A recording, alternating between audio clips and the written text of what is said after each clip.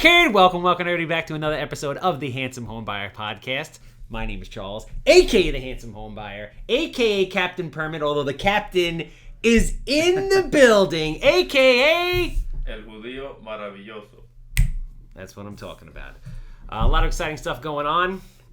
Getting a lot of very cool press. Had a great Long Island Business News article that came out the other day. Newsday just did a preview on us. It should be out in a week or two on being Long Island's top flipper, which is very, very cool. Excited about that.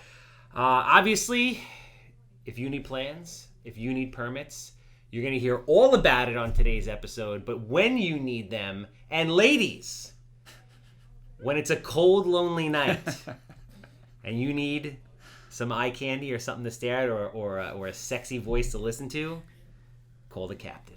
516-513-8838. And I will tell you up front, it's not going to be my voice because there is nothing sexy about this voice. However, if you have a house that smells like cat pee, is dated from the 1960s, has 6 inches of mold on the wall, human waste running past the basement steps, I'm quick, I'm easy, development, land, old gas stations, you name it. If it exists, if it's land, if God made it, I want to buy it. 516-777 sold. All right, so I'm calling this podcast the Coming Out Podcast. See this stuff just comes to me, man. I don't prep for these things beforehand. I was talking to today's guest, and he's like, "All right, like, what are the questions? What do you got to do?" And this is a very, very common thing with guests. They always say to me, like, "All right, like, just send me a list of questions, what we're going to talk about." And I'm like, "Listen, I don't have time to sleep, let alone think about what we're going to talk about. So this is just." Whatever is on my mind, on my lung, is on my tongue. There's no filter. So, I would like to introduce the man, the myth, the man that is completely transforming Captain Permit from a 8-cylinder monster that was running on 3 cylinders to a well-oiled American muscle, sub-10-second quarter-mile machine. The man, the myth, the sex symbol, Michael Arato. Good to have you here, man. Yeah, nice to be here. You're actually here every day. Yeah, thankfully. So now that you guys are actually seeing this, I'm sure it's kind of trippy. If somebody was standing on the side of this table, they'd be looking left and looking right and being like, am I looking in a mirror? The thing that you got that I kind of wish I had is you got the eyes, right? Girls, ladies, what are they? I'm colorblind. They're blue, they're green. What are like they? Like a hazel. Hazel? They switch. And your level of jackness is significantly above mine at this point. But you've inspired me, and now I have, if you look behind me. Protein, I got oatmeal. I'm on the Mike Arato diet, people. I got the oats. I got the very large protein.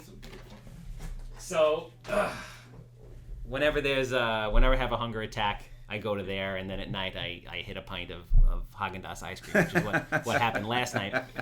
But in all seriousness, Mike is amazing. Captain Permit has been in existence for roughly a year. And with any business, and I want to talk about businesses, starting new businesses, obviously your background, challenges, services that we offer, etc. When you're building a new business, I think what everybody needs to know is it's never perfect out of the gate. Nothing's perfect out of the gate. But if you don't get started and you don't get moving, nothing ever happens, right? So Captain Permit was a process. It came from a need, from an idea of how I myself, doing all these houses, could not get permits and had a tremendous issue with literally dozens of architects and expediters. So we started doing this just for me, and then I said, you know what? We should be reselling this service and helping people like ourselves on Long Island deal with their permit problems. So we started, and it's been a piece-by-piece kind of road, and it's been getting better and better. And now we finally have the dream team together with Mike signing on. So Mike is our COO, our Chief of Operations, which means he runs the show. Anything administrative, scheduling. He is a master of organization, something that I struggle with all the time, and I'm very impressed with how he does it. So I want everybody to meet him, understand him. He has an unbelievable, track record. He's been involved in real estate for the last 15 years, we could say? Yeah, about 13. 13 in different capacities, which is very cool from an investor standpoint. So, I'm just curious to know a little bit of background, because you know what? I'm actually going to dig in deep on the podcast because there's certain things that I don't know about you, and I can see the bead of sweat starting to run down your face as I say that to you. But so you're a local guy, right? You're Huntington. Live in Huntington. Local Huntington guy. Yep. Car enthusiast. Yep. Car enthusiast. Born, raised, grew up here. Yeah, Long Island. Yeah. Yep. High school. Yeah. High school was Oyster Bay. Went to St. Dom's. Okay. Moved to Long Island in '82 from Center Reach. Lived in Atlanta for like a year. Oh yeah. Yeah, but I was young. I was young. I was only about maybe 2 years old. Because I hear the girl to guy ratio down there is like 9 girls to 1 guy. I don't know. I was only 2, so. Oh yeah, all right. Yeah. But I'm sure still a ladies' man too. The only ratio I had was my family, and that's 7 to 1. So I'm the youngest of 8. Oh yeah. So that was the only ratio that I was really dealing with down there. How old's your oldest sibling? He's 16 years older than me, so he's wow. 56, maybe 57. Sorry if you're seeing this. I don't know your age, but yeah. Dude, God bless your parents, man. Yeah. You got a football team. Yeah. You know how much it would have cost to feed you guys? Yeah, a lot. I can't even imagine. My father was busy. Definitely not watching TV, that's for sure. So when you so after school, got out into the work world, and what I found very interesting. So when I was looking to hire for Captain Permit, I used Indeed. Indeed's an awesome resource. I think people should use Indeed. And did I find you or did you find me? I found you. You found me, right? Yep. Yeah, you emailed me. But I sifted through literally like dozens and dozens and dozens and dozens of resumes. And Mike doesn't know this because I never told him about it. But like and I've interviewed dozens of people, and it's like we should make a reality TV show out of like the interview process because it's crazy the people that you meet. But as soon as I saw your resume, I'm like, this is the guy, right? Like hundreds of them. You just kind of get like, as you get older, the hair falls out. B, you can't eat ice cream the same way because you get like this kind of lump of lard that sticks there that you just can't work off. But the cool things that you do get is you get like this kind of like sixth psychic sense about things. Yeah. And I always try. I'm always like, all right, I don't want to get too excited because you never know. But I was like, yo, this is the guy. And I'm like, I hope that he's really this guy on paper, because if it's this guy, like, the dream team is formed. So, you worked for Rizicki and Rizicki for 12 years. Yep, 12 years. Doing processing for them. For those of you who don't know, Rizicki and Rizicki was one of is a law firm, a very large law firm that did a tremendous volume of bank work and bank foreclosures. So I'd love to hear kind of what you did there, just about the foreclosure process, because obviously a lot of investors listen to this. People are interested in like how that works, what goes on there, the drama, the trials and tribulations of the foreclosure process, how long it takes, what you guys have to deal with on the bank end. Yeah, we were a full service law firm, so we did everything from intake to sale. So we had a bankruptcy department, foreclosure department. I worked in the foreclosure department, so basically I started off as a paralegal there, and then just kind of grew with the company and grew with the department, became team lead, and then moved on to become supervisor. So we would, I was in charge of seeing all the files that came in, movement of the files through the foreclosure stage, dealing with trainings, dealing with giving people reviews, interviewing new staff, dealing with clients, dealing with report cards. So it was just like... You guys have report cards over there? Yeah, so they would give you a report card. All the clients, the investors would give you a report card saying, okay. Oh, you know what, like, we gave you this file, 120 days ago. We want to know what happened from day one to the time it went to, the first legal was filed, to service, to order a reference, what happened in between, what happened with the settlement conferences, then what happened at oath and report, all the way up to sale. Like, they want to know exactly and time framed out. So you would have to put like on January 1st 2019 we received it, on January 8th we requested this document, you didn't give us it until this day. Wow. The next day it went to the attorney to review for S&C. It was like you literally had to like put a whole timeline of days, and it had to all be calculated because they only give you 60 days, some of them give you 90 days, and you had to basically say we were in time frame because we have all these like uncontrollable delays because of you, like the investor saying we asked you for the note, we asked you for the mortgage, we asked you for, whatever document, we needed new judgment figures because the numbers weren't working out. And we had to literally detail out the days that we requested it and then how long it took for them to get it to us. And then we'd have to subtract those days from it was like a whole formula, and to basically say you guys are out of compliance, not us. Like, we were on top of our files. Because if you weren't on top, they'd say, hey, we don't want to do business with you anymore. Like, you're taking too long to move our work, and we're going to go with another law firm. So it was like a very cutthroat industry. Like, people don't, that aren't in it don't realize, like, it's really competitive out there. And I'd say in a couple more years, you're not going to see a lot of these little foreclosure law firms around because these investors don't want their work, like, scattered amongst all these firms. They kind of just want everything in one or two firms handling all their work. I guess that makes sense. For me, if I was a note holder who owned a ton of notes and I was going through the process, the only thing I would be concerned about is, like, if you have a law firm that's like that big and that much of a machine, like, what kind of level of service are you really getting? You know what I mean? Like, sometimes you can get lost in the pile. I mean, that might not be true, but that's the only thing that I would think of. So I mean, you were there for 12 years. Yeah. So I'm sure when you started there, like, the size of the company, the processes, like, all the stuff you guys were doing, it was probably a lot smaller than it was ultimately when you left. Yeah. When I first started there, it was always big. We always had three different offices. So we had like a Plainview office, Fishkill, Batavia. It's just that the offices grew. Plainview, I think, grew the most. That was right here. That's where I worked. And even our process totally changed. When I came in, I kind of saw how things were going and kind of expressed my opinion on, like, some things that they were doing because it just didn't make sense to me. Mm-hmm. And I had, like, a great team behind me, and, like, my managers were really, like, supportive, and they voiced my opinion and actually got things done. So we actually started changing the way the company actually ran, and that's what made us become so large, like, and successful.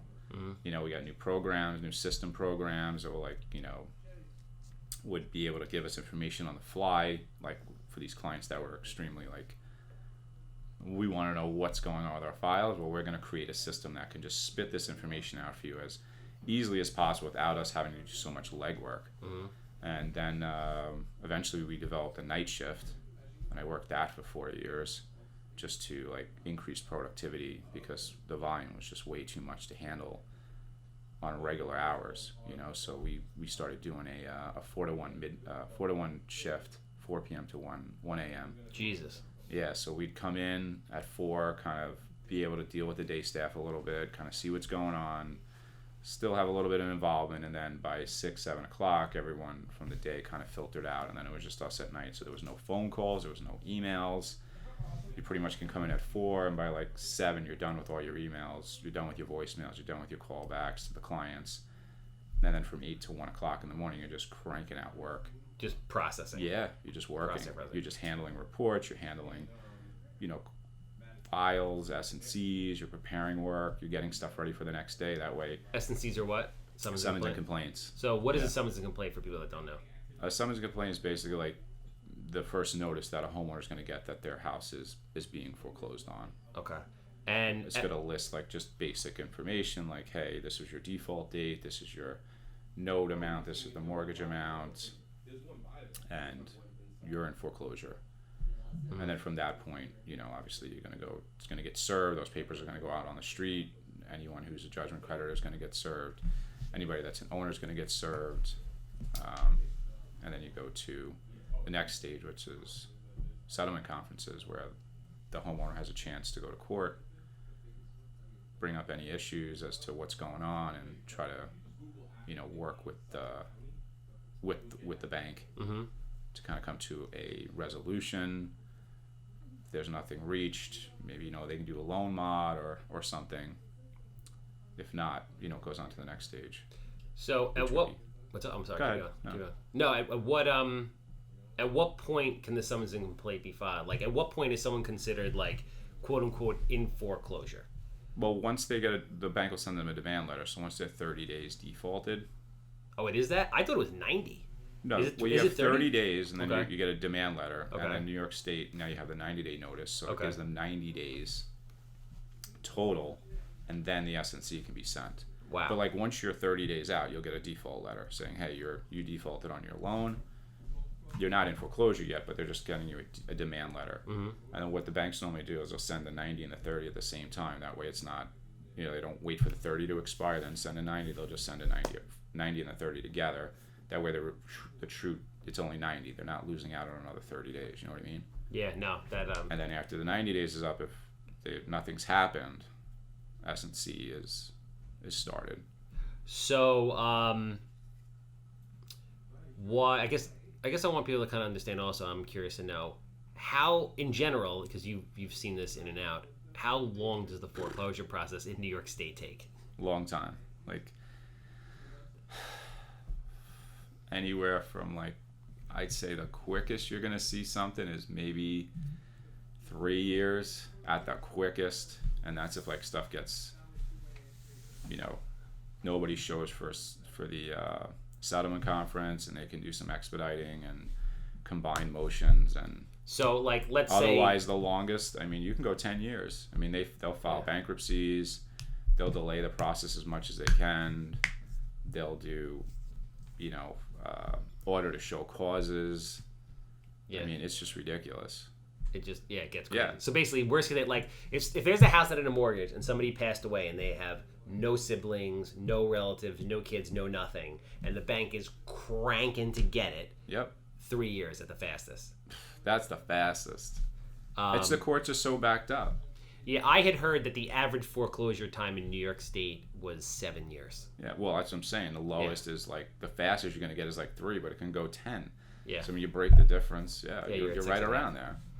And that's just that's not. To your knowledge, is New York the only state that operates like that? No, Florida is kind of like that. Oh, really? Yeah, I always thought you were out fast in Florida. No, Texas is the fastest. Yeah. 30 days. Texas. You're at 30 days. Yeah, because it's Is that considered a non-judicial state? I believe so. Wow. I don't remember what the what it is, the but they're terminology fast. is. They're the fastest. They don't care. New York is very forgiving. They're very borrower friendly. Judges are very borrower friendly. So it's it's unfortunate, but that's what it is. It takes forever. So what intrigued me about you when I saw your resume and Riziki and all that, I'm like, this is an organized man. This is the kind of during my interview process, what I would tell the people is I'm like, listen, we need somebody that is organized on a level that is almost unhealthy, right? You got to be the kind of person that takes a picture of your shoes and then puts them on the outside, puts the picture on the outside of the box, and then dust busts your way out of their bedroom in the morning. Did I tell you that when I met you? Was that or on the phone? I don't know about dust busting, but that might have just been a new one. Organized in a crazy way, yes. So I was thinking to myself, I'm like, listen, at any given point in time, how many files were you guys working on in the heyday? Oh God, I know back in when we were cranking out work in the 2009 through 12, it could be up to 800 or so a month. What? Yeah. And so 800 or so a month they're new that are coming in. Yeah. And then that's when foreclosures was in it was just insane. And then on top of that, they're lasting an average of 7 years. Yeah, so you can just see how long that's taking for them to get money. But you also have to maintain those files. Yeah, throughout the whole life. Throughout the whole life. Yeah. And then you basically had tens of thousands, if not, I can't even imagine how many files. How do you keep that shit organized? You just have a really good system. The computer system that we had was really good. Yeah. And it was a database type system where we were able to build in codes, and it was really good. It was a really good system. So let me ask you this question. Let's say you are representing a specific lender, right? Mm-hmm. And let's say he packages a whole bunch of these, NPLs up. For those of you who don't know, that means non-performing loans, and sells it. Yep. And then they have a different foreclosure. Do you stay on as a foreclosure attorney typically, or does it get transferred to another attorney that they want to use?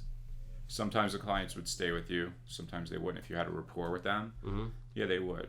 And that's usually what would happen, but sometimes they wouldn't. If you had God forbid, like you had a small servicer that went out of business and a bigger servicer took their files over, and you already like caused like some ripples in the water, they would just pull all the work from you and you'd lose it. So that's why you always had to be like good with everyone, because you'd never know tomorrow one of these servicers or investors could go out and be bought out, and then it's like, oh, like we're not good with them anymore and they're going to pull all your work.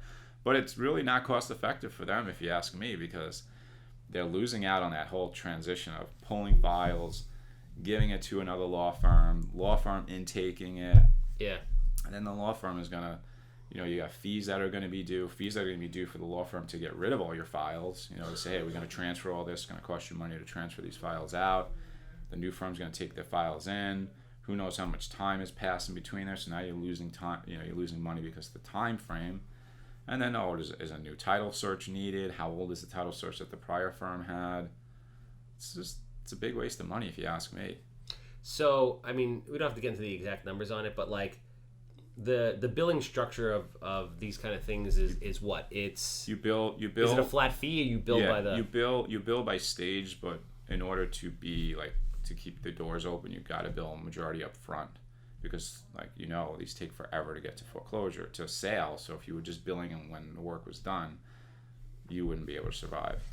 So basically, I'll make up a number. If it's $5,000 for a law firm to take it through, you're gonna maybe bill like $3,500 up front, something like that, 25, 3,000, something. You want to get a bulk of it up front, because that's where a lot of the work is done, unless it gets litigated. I mean, it can always go to litigation. Someone files an answer, and that's a total another animal, because they start litigation will bill on their own. Oh, I know what I want to ask you. This is like, bro, I've heard this so many times, and you're the perfect guy to ask this question to. You'll get people that you'll have a conversation with who are like, I talked to an attorney who says he's going to get me my house for free. Yeah. And I'm like, what do you mean? He's going to file something, and he says that he gets people free houses. Yeah. How many times did you see somebody get a free house? It's rare. It's got like a huge mistake, and usually I wouldn't even talk about it on camera. Okay. You know what I mean? But basically, like that's what has to happen. It's not something that happens, really. No, it's not. No. It's like for the point, like you have a better chance of winning Powerball than you do of getting a free house. Yeah. But I mean, there would have to be a lot of like statute of limitations would have had to have run, and like nothing could have been, like no action was taken. The file would have been sitting for like, over 10 years of no action and no response. Because once there's a response, they're going to take that as like, oh, well, proceedings were taking place. Yeah. We reached out, they reached back, they knew they were in foreclosure, things like that. It's got to be like a really special case, or a really big mistake. Like proceedings were done inaccurately, the file sat, no one ever like came back to it to revisit it. The action was maybe withdrawn, and now it's 10 years later and the loan's like 15 years old now. It's like, well, what do you know what I mean? Like it's got to be. Yeah. No, yeah, because people always say that to me, and I was curious to know. I'm like, from somebody who's seen more foreclosures than anybody I'll probably ever meet. Yeah. Does that really ever happen? Is that a thing? So that's interesting to know. Another quick question. Do you make your bed every morning? No. No? All right. I'm just curious to know, because you're a very, very organized individual. I'm just curious to know if that's like. No, not every morning. Sometimes you're very regimented with the diet. Yeah. You have your bowl, you have your shake, you have your oatmeal, you clean the bowl, you put it in the same spot. Like, no, but this is like, when I saw that application, I was like, this is the guy. Yeah. So I want to kind of talk about Captain Permit stuff. Yeah. And I want you to feel that... I'm usually running way too late in the morning to even make my bed, so it's good enough I put my shirt on properly to get here in time. I know so making my bed, I feel the same the last thing I'm going to be doing. I'm happy to find a clean shirt in the morning. So a couple things about Captain Permit. Well, a bunch of things about Captain Permit. And I want you, in front of the whole world here, to feel that you can speak honestly, because I want you to. I'm curious to know. So, you and I met, right? And then we kind of hit it off like pretty good right away. Yeah. And then you decided to work with us, which is amazing, which I'm very thankful for. Because I know, even if I don't know firsthand, I know based on knowing you, or at least meeting you then, that you have a lot of opportunities in the world because of the kind of person that you are. So I'm curious to know why you decided to work with us as in general. Well, I think we had a good interview, and I think like... You look good in a suit, by the way. Yeah, the last time I had to wear a suit, I didn't really know anything about permits. I'm still learning. It's only been, 6 weeks, 5.5 weeks, something like that. Yeah, it feels like it's been a lot. Yeah, I know. I was saying that last night. And, I didn't want to go back into the foreclosure world. I just didn't. I was kind of tired of it. I don't really think there was much room for growth, not being an attorney, and I just said, what, like, it's an opportunity that came up and it was interesting and the offer was, sounded good, and I think it's going to be, so far I like it, it's interesting. And I think, the more knowledge you have, it's only going to benefit you. What I'm going to say in the foreclosure world, something that I was doing for so long, like I can bring my knowledge, I can bring my business skills, my organization skills to another firm. Either they're going to embrace it or they're not, and if they don't, then I'm dealing with what they're working with, and not every firm out there is as structured as Rosicky was. So I kind of don't know how I would really like going to another firm like that, that wasn't like ours. So I said, what, this seems like a good fit for me. So here I am. From an employer standpoint, finding good people, I think all employers will agree is like it's a very difficult thing to do, right? Yeah. And I guess conversely, finding a place that you really want to work where you feel you're appreciated is also difficult. As somebody who is top tier talent in what you do and what you can do, if you're speaking to and advising employers, right? What do people like yourself? Like, what do you want in a workplace? Growth. Definitely want growth. You want to be challenged.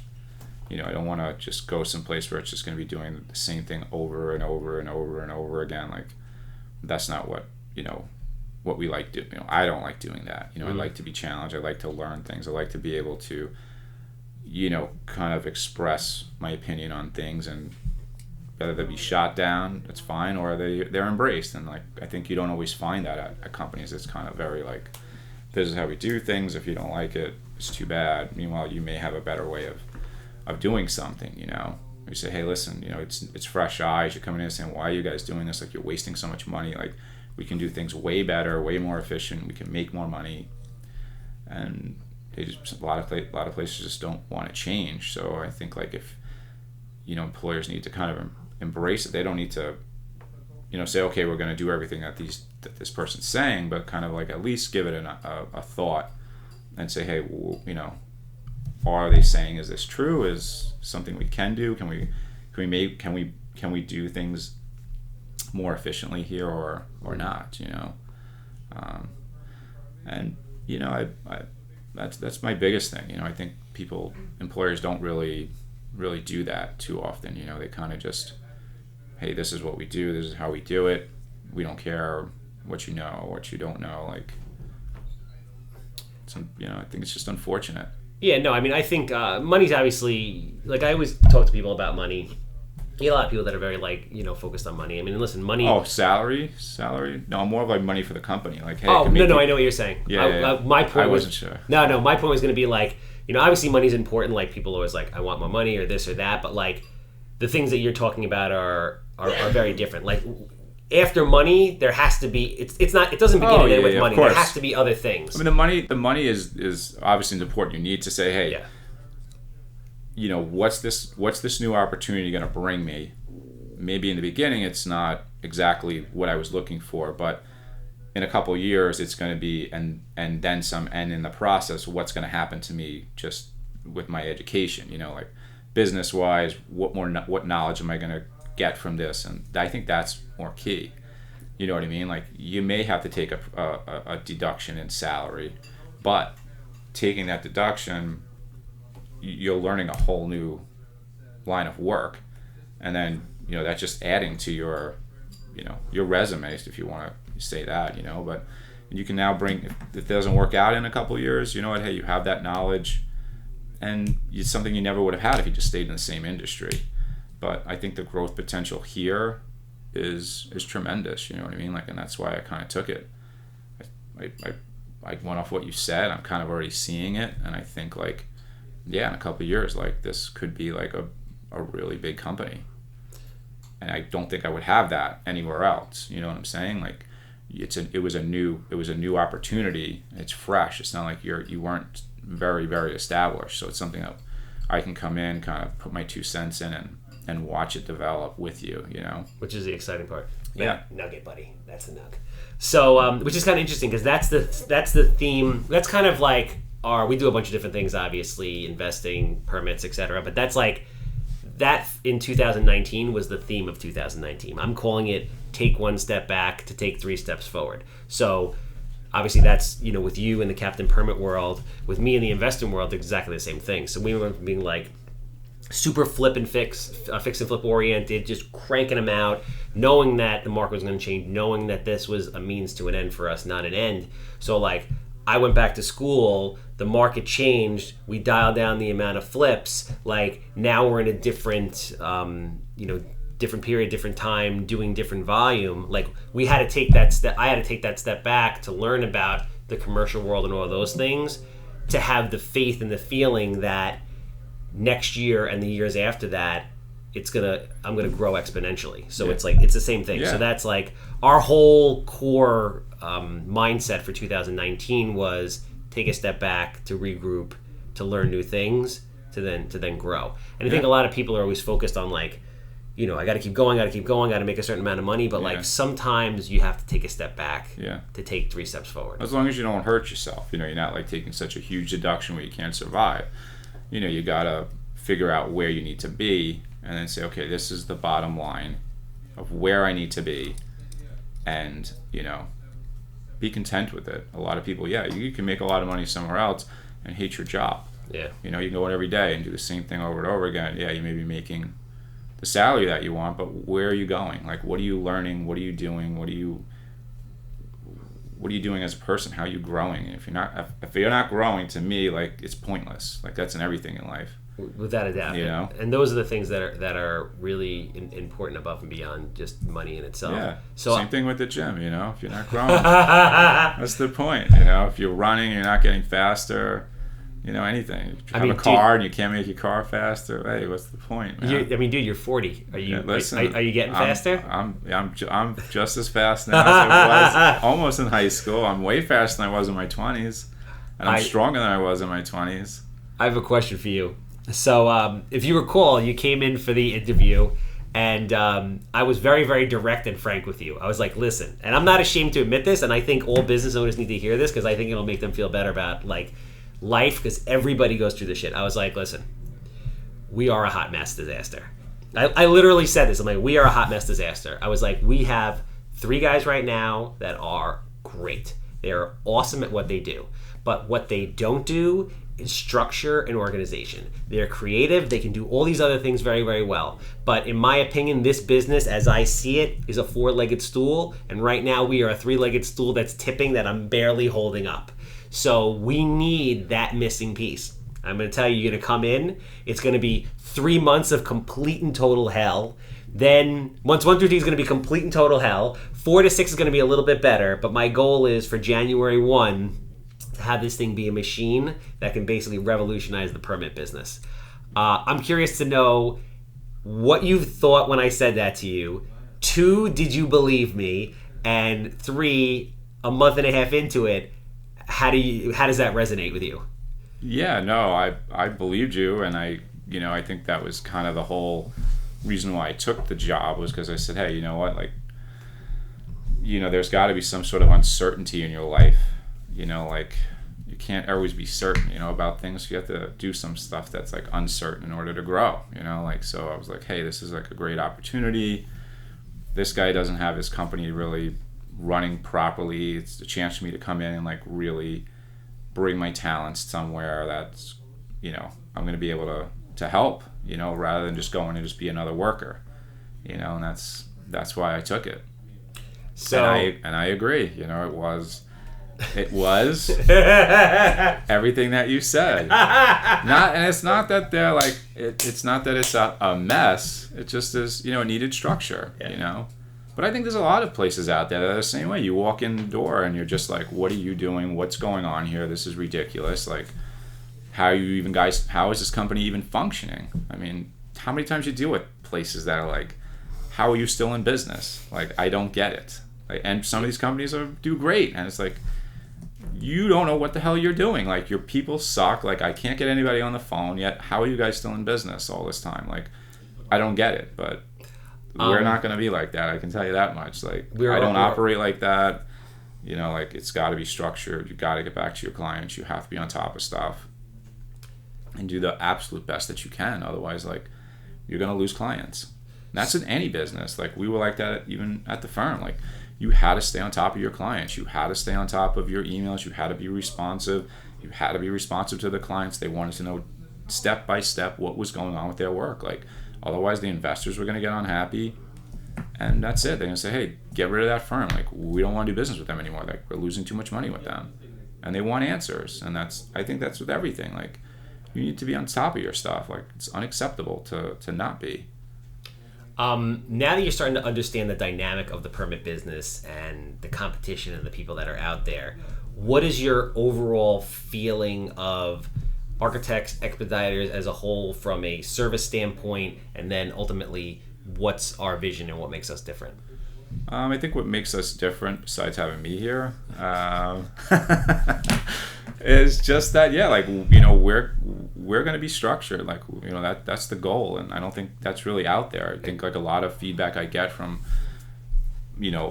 investors or even homeowners that come to us is that, they've called a permit company's not getting back to them, or they were dealing with an architect, the architect's just unresponsive, or, no one's answering my questions, and that's not my ultimate goal for this place. Like, things are still, like, in the works. So, like, if some people don't get back, but I'm trying to resolve that where anything I know about, it's getting answered, and like you said, I've only been here, 5.5 weeks. So it's just it's a process, and it's not going to happen overnight, but in 6 months, I think it should be like you said, a machine, and we're going to be able to respond back immediately. We're going to have, point of contacts are going to be correct, and things are going to be really good. Yeah, I mean, we're better than I think anybody else out there. Yeah, I mean, I think right now, even with what we're doing, we're 150% better than anybody else out there. I mean, realtors are involved. Everyone's kept in the loop. You're amazing at keeping updates. You always answer the phone. I mean,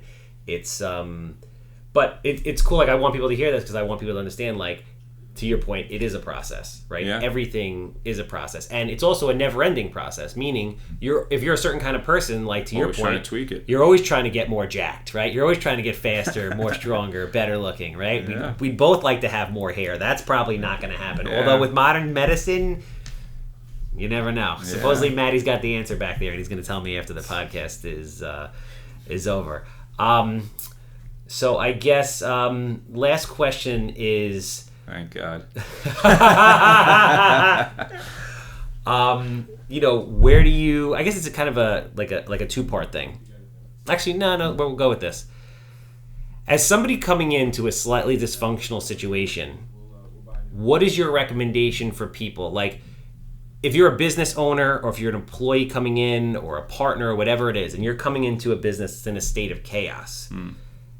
What advice would you give to people on how to structure it? Meaning, what happens, day one you sit there and you're just like, all right, I got to put a plan together. Like, how do you come into a chaotic situation and essentially work through the process of making it streamlined and Well, you have obviously if you already know how to do that, like, you came from a structured background, or you're structured yourself. You have to take baby steps, because people aren't always, like, open to change right away. So you can't come in like a bull in a china shop, like, and totally try to revamp things in a week. You kind of have to, like, get to know who you're dealing with, get to know, like, what makes them tick, what they're good at, what they're not good at, and build a system in place, like, build a system kind of around everyone. But at the same time, you have to bring in your own, like, professionalism and know what's going to work. It's, you have to kind of play a balancing act with that, because I feel that, you know, you have to make sure like that the employees there don't think like you're like, oh, you don't know what you're doing. You know, like they know what they're doing. They're good at what they do. They just needed structure. So you kind of don't want to like make them feel unappreciative. You know what I mean? Like, you know what I'm trying to say? Like, yeah, you kind of got to do it in baby steps, and then ultimately it'll all come together the way you wanted it. But they'll be happy at the same time because they say, hey, this guy didn't come in and totally, you know, make us feel uncomfortable, and he's totally doing things totally different. He's keeping a lot of what we've been doing in place, but he's just kind of tweaking it so it's better. And I always ask them like, hey, this is what I want to start doing. You got any feedback about it? What's going to work? What's not going to work? Maybe why we shouldn't do this, because I don't really know this world yet. I know how to put things in place, keep things organized, and, you know, just so I get feedback from them as well. I let them kind of play a role in me structuring this place because, you know, they're the professionals. It's just me coming in and putting it together and running it with them. So I kind of that's kind of how I think it should be done. I don't think you should just come in and like be a dictator and like, this is how it's going to be done, no questions asked, because they know it best. And they may say, hey, no, let's not do it that way, because in the long run it's going to jam us up, and it's not going to be good. So yeah, let's do it this way, and we can input your idea, and you kind of say, oh, you know what, that makes sense, and you might have to tweak it a little bit more, but you get there. It's I mean, at the end of the day, it's a collaborative effort that is with good communication, and it's as much an art as it is a science or a business. So, dude, you're the fucking man. I love having you here. You do an unbelievable job. Great things have happened in the last 6 weeks.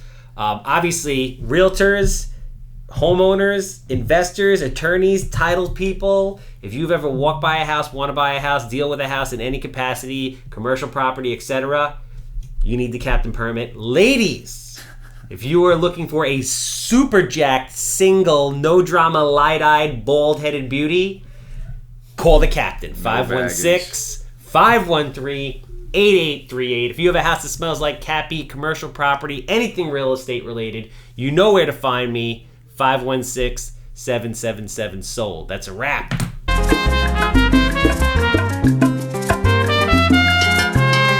Orgulloso estoy de mi herencia judía. Benjamín Lev Ben Shlomo, cuando me llaman a la torre.